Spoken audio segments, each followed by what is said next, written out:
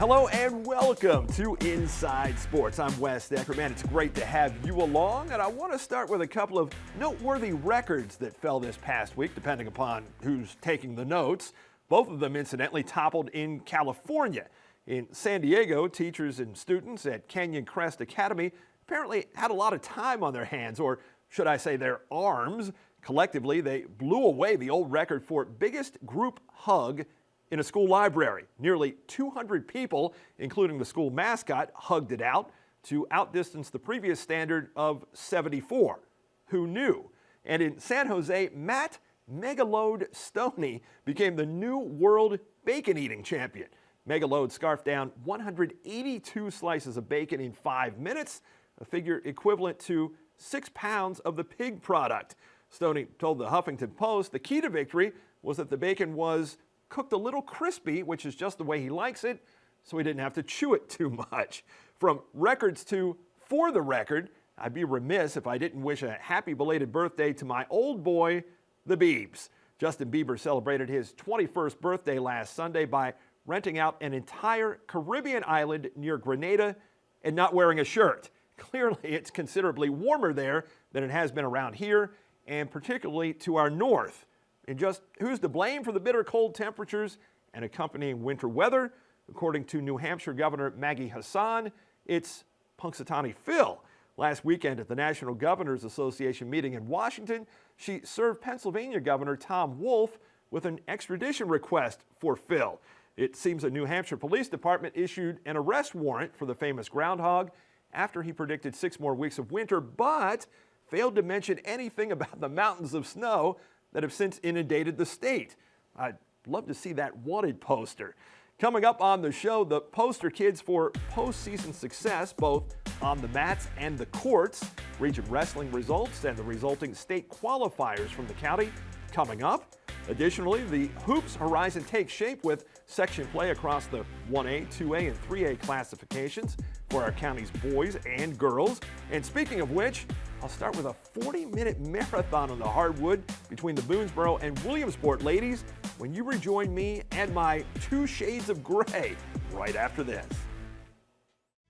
For over 25 years, Tony's Pizzeria has been serving authentic Italian cuisine. Open daily for lunch and dinner. Stop by today and enjoy one of their many house favorites, made fresh from scratch daily, in the newly expanded and remodeled dining area. Serving a full liquor bar, beer and wine, Tony's 50-person banquet room is perfect for your next celebration. Dine in, take out, or delivery. Come see what's new at Tony's Pizzeria Restaurant and Grill, 10 East Salisbury Street in Williamsport.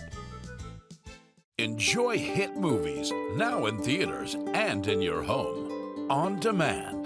Don't get too personal. He'll get inside your head. He's insane. Oh, he's smart. 10 and a half.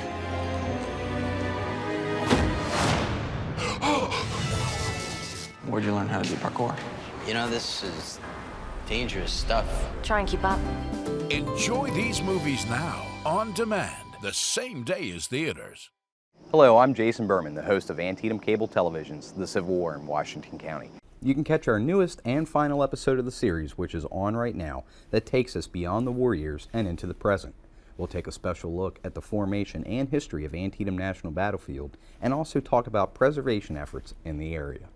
You can catch The Civil War in Washington County Mondays at 8 p.m. and Saturdays and Sundays at 10 a.m. and 8 p.m. only on Antietam Cable Television's Channel 30. We'll see you then.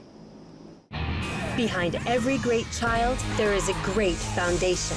Premier Martial Arts will empower your child and give them a premier foundation to success. Our instructors have the passion to teach classes designed to build premier skills. Your child will develop greater self-control, confidence, and concentration. Premier Martial Arts will take your child up the path of greatness. Call Premier Martial Arts today. Welcome back to the show. Well, no shades of gray concerning whether Monday night's 2A West Section 1 semifinal between the Boonesboro and Williamsport girls will go down in the annals as one of the best county basketball games ever. It's without question a black and white open and shut case, and I'll recount some of the key plays that made it that way in living color right after I show and tell you how they both got there. Second-seeded Williamsport opened section play last Friday in a quarterfinal by hosting 7th-seeded Catoctin. While the Wildcats had disposed of Catoctin twice during the regular season by no less than 26 points and by as many as 39, the Cougars came ready to spring the upset and jumped out to a 10-2 advantage. But for Carly Robinson and Williamsport, that, along with an injured ankle, proved to be a minor speed bump as the Cats regrouped to outscore Catoctin 45-21 the rest of the way. The senior scored 11 points and grabbed 8 rebounds, and combined with Sydney Hockensmith, who recorded 10 and 9, and Olivia Coleman, who finished with 10 and 8 for a front court windfall of 31 points and 25 boards between them, on the way to Williamsport's 20th win of the season, a 47-31 victory that sent the Wildcats to Monday's monumental showdown. As for the section's number 3 seed, Boonesboro, the Warriors needed to vanquish 6th-seeded Middletown, the team Boonesboro had beaten by 2 in overtime just about 5.5 weeks ago, in order to set it all up. After trailing 22-20 at halftime, the Warriors turned up the defensive pressure in the third quarter, and behind Morgan Engel's ball-hawking D, got their offense jump-started to the tune of 17 third-period points that produced a 37-32 lead by quarter's end. Sydney Stotler led the way with a game-high 16 points, as despite not scoring a point for the game's final 4 minutes and 55 seconds, the Warriors survived and advanced 39-35 to face Williamsport for the third time this season. And while Warriors Wildcats 3 would far exceed anybody's reasonable expectations, would the third time be the charm against Williamsport for Coach Sam Connolly's girls, who had lost the first 2? It was destined to be a classic, and as Wildcats coach Kevin Murphy discovered, one that needed an absorbent towel to soak it all in. From the midway point of the third quarter on, there would be 10 lead changes, with each team holding 5 and 4 ties. Boonesboro freshman Taylor Strasser played like a seasoned veteran, and her three-point play with 7:15 left in the fourth put Boonesboro in front 36-34. But Williamsport junior Coleman was not to be outdone, matching Strasser's and one with one of her own to cap a 5-0 Wildcat run that put the home team ahead by 3 with 6:01 remaining. A minute and 42 seconds later, Coleman stretched the Williamsport advantage to 44-39 by cashing in one of her 7 offensive rebounds. However, that's where the Warriors found their resolve, and when Engel scored and drew the foul with 2:41 left in regulation, it punctuated a 7-1 run that put Boonesboro back on top 46-45. The Warriors then held a 1-point edge with 48.5 seconds remaining when Robinson's free throw knotted the score at 48.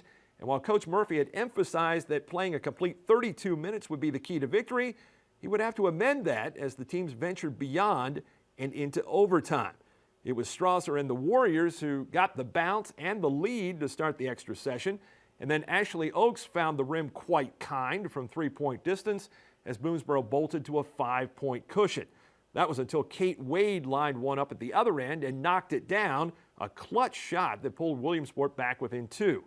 Later, Strasser dished to Engel, who finished at the rim for a 55-52 Warrior lead, one that became 57-55 with 15.2 seconds left. And here's how it played out.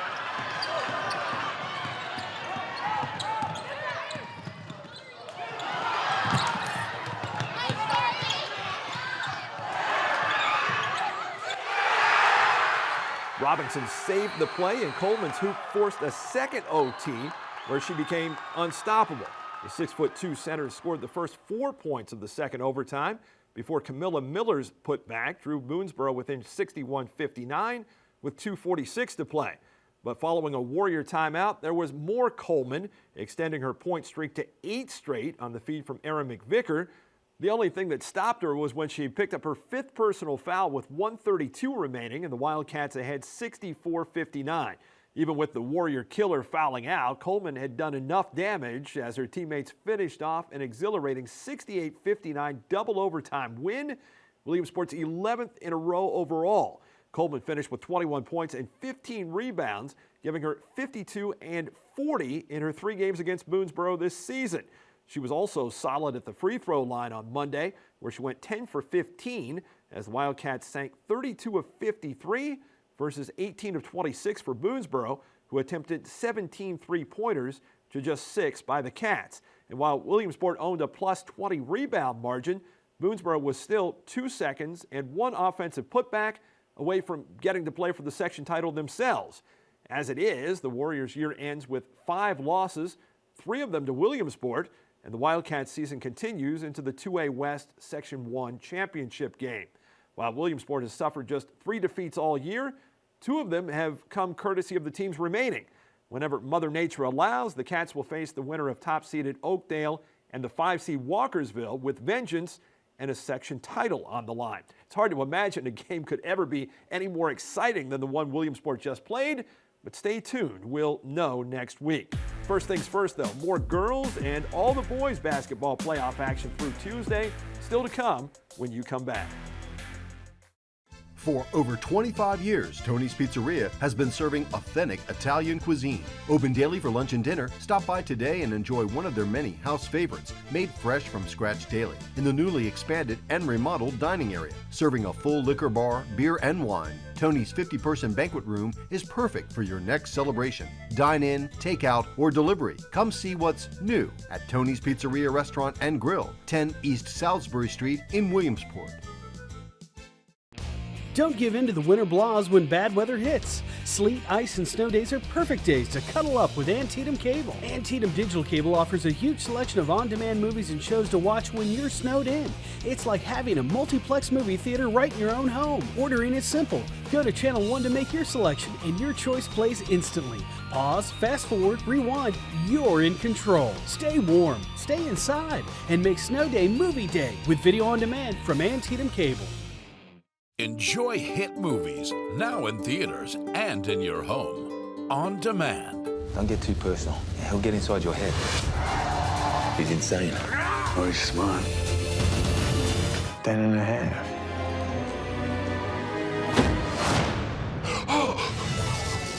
Where'd you learn how to do parkour? You know, this is dangerous stuff. Try and keep up.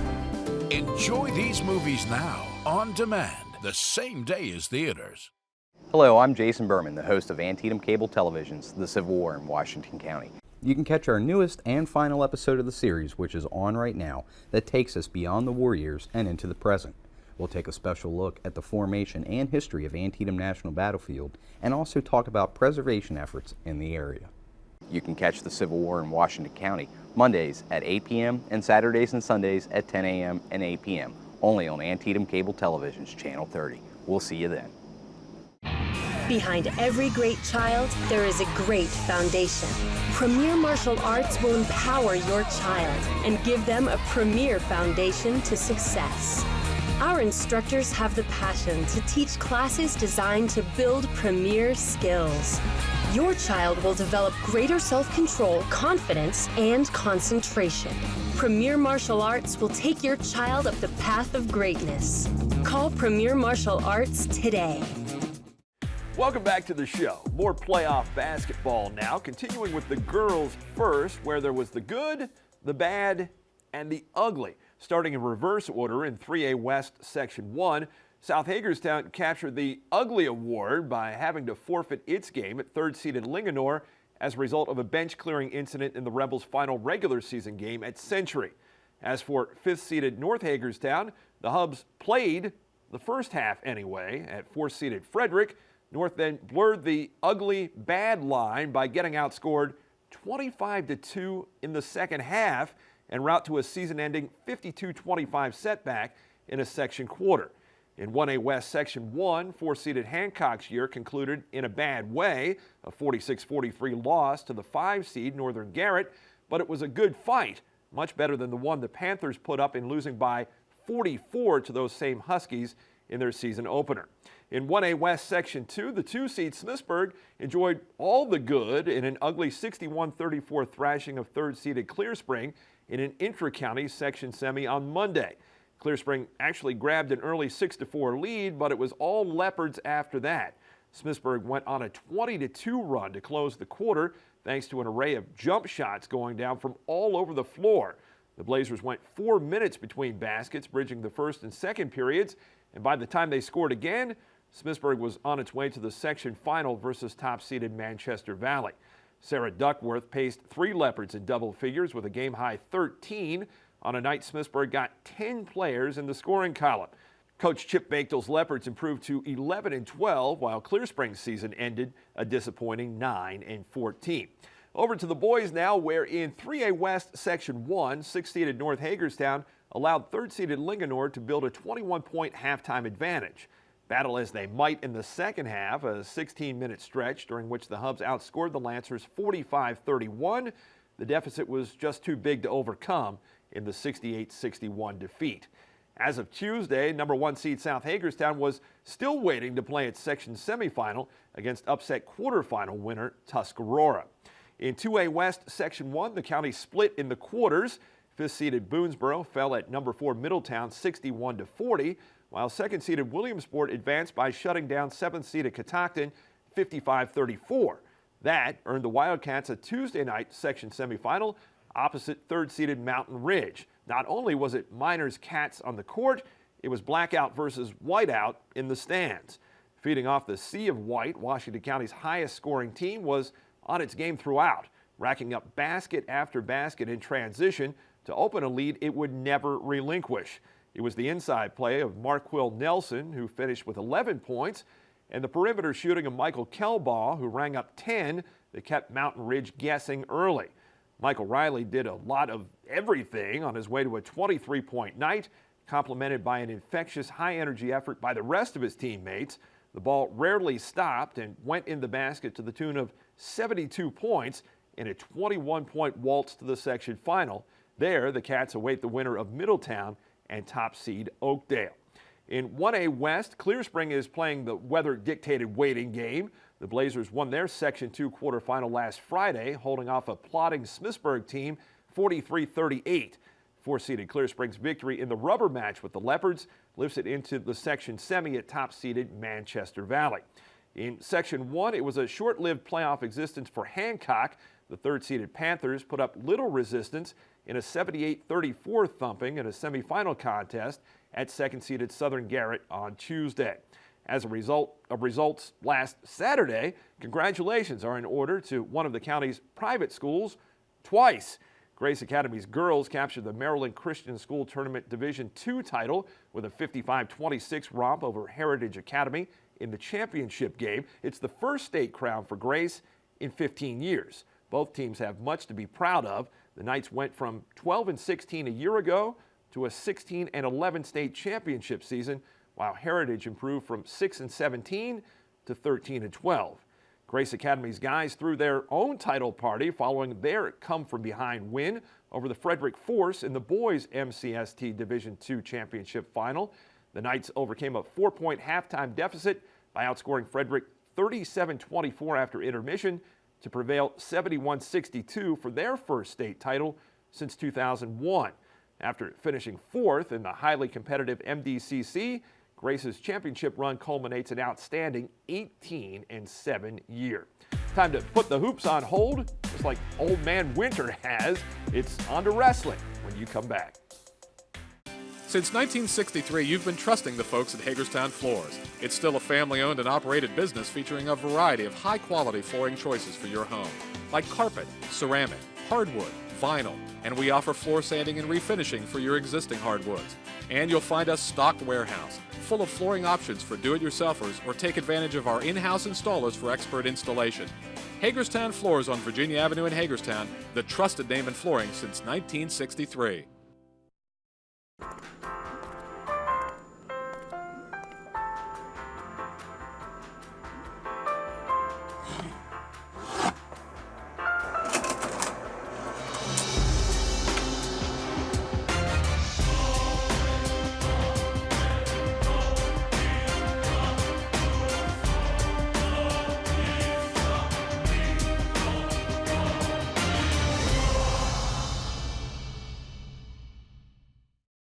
Hello, I'm Jason Berman, the host of Antietam Cable Television's The Civil War in Washington County.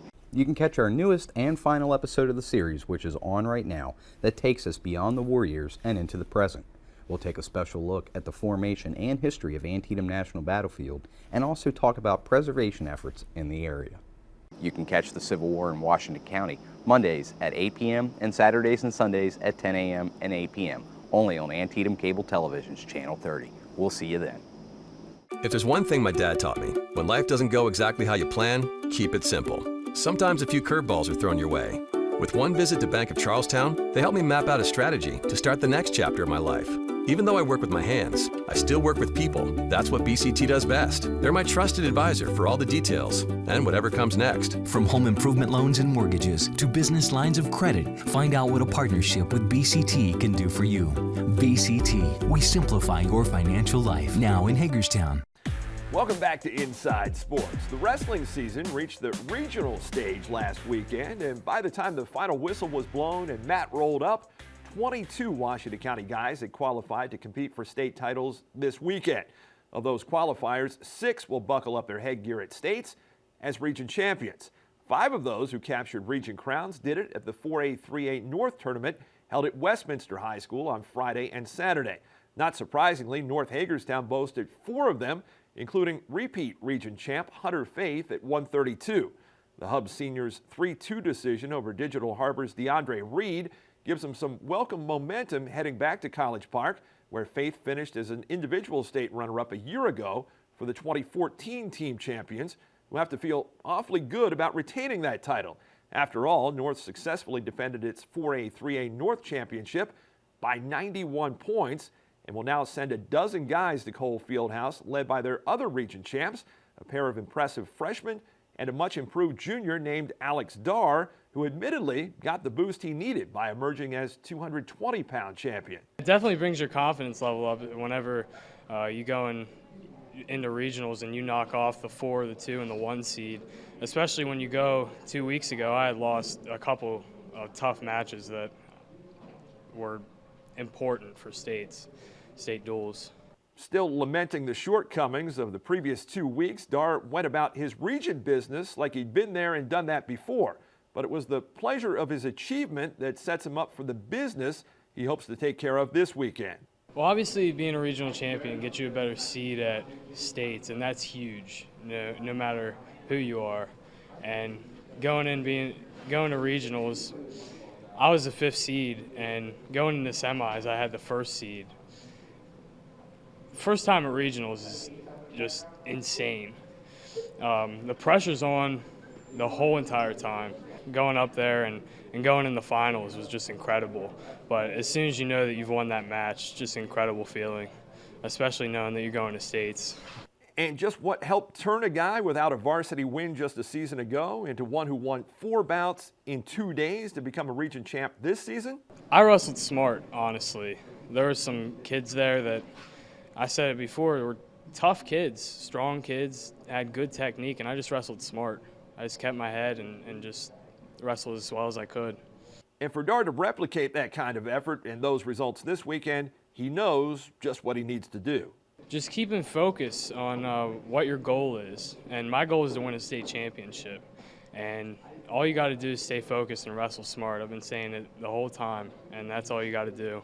All Hub freshman Brian Stewart had to do to capture the region title at 113 was defeat last year's region champ at 106. Stewart entered the tourney, and not just the bout, with Perry Hall senior Dominic Purcell with tempered expectations. I didn't expect to go to regionals and win. I really just wanted to make it in the states, and that's what really mattered. As it turns out, what matters most about being a region champ to Stewart is how it positions him for the biggest prize. Winning regionals was a big confidence booster. I mean, that was basically to top it off. That was basically topping it off on me winning. And on the topic of winning, how about how he secured the victory? I didn't expect to pin in the finals, but by wrestling, I figured I had broke him already, and I just tried to keep the pace up. And once I pinned him, it was a good feeling. For a guy who's experienced the good feeling of getting his hand raised 38 times this season, Stewart remains pretty conservative about what he seeks to accomplish at states. Yeah, my mindset is just to make it to the semis. If I make it to the semis and I win, first or second is fine with me. Third and fourth is fine with me, as long as I place. As for fellow freshman and region titleist Aaron Brooks, he's not afraid to shoot for the top. I want to win. I want to take first. Brooks summed up his time spent at Westminster last weekend as rather ho-hum. Second day, no, I was supposed to wrestle in the semis and my kid didn't make weight, but in the finals, I was pretty well rested, so I felt strong going out there. So it wasn't an easy day, but it wasn't the hardest. And while he's made most everything he's done this season look routine and compiling a 41-1 record, his ability to come from behind to wrest the region title away from 126-pound top seed Cole Wetzel in Wetzel's home gym only serves to provide him with another dose of what helps to make him so dangerous. It makes me feel a lot more confident going in, being that I beat last year's runner-up, so it just makes me feel stronger. Aaron's brother Isaiah is way stronger than I am, by the way. That's because Isaiah suffered a dislocated elbow in the closing moments of his semifinal match, yet still finished and won the match before being forced to forfeit his title bout. I would have passed out. As for Isaiah, with a mark of 37-3, it appears his strong junior season is likely over. Perhaps the strongest of all region champs from the county hails from the other end of Hagerstown. South junior Brandon Nagati found the brute strength in the end to prevail as the 285-pound title holder. Entering the tourney as the 6th seed, Nagati fended off the 2nd and 3rd seeds before dramatically scoring a takedown on top-seeded Mufasar Butt of Perry Hall with just 3 seconds remaining in the championship bout. Nagati and senior Jason Smith, who placed 4th at 145, will represent the Rebels at States this weekend, although the celebration may still be going on. Meantime, some 13 miles down Route 27 last Saturday, the 2A 1A West Region Tournament advanced 8 county wrestlers to states. Williamsport qualified 6, and the Wildcats produced the only weight class winner from the county. 3rd-seeded Kobe Baker at 182 was out for a little revenge against top seed Seth Wagner of Brunswick in the finals. I was facing a past opponent who I faced at the Brunswick match in the duel, and I lost to him about, I think it was 5-4, and it was kind of intimidating losing to him, but I knew I was off my game that day, so I knew I could come back and wrestle hard, and I knew I could beat him if I just wrestled through the whole match 100%. Baker's victory was not exactly well received in the Manchester Valley Gymnasium.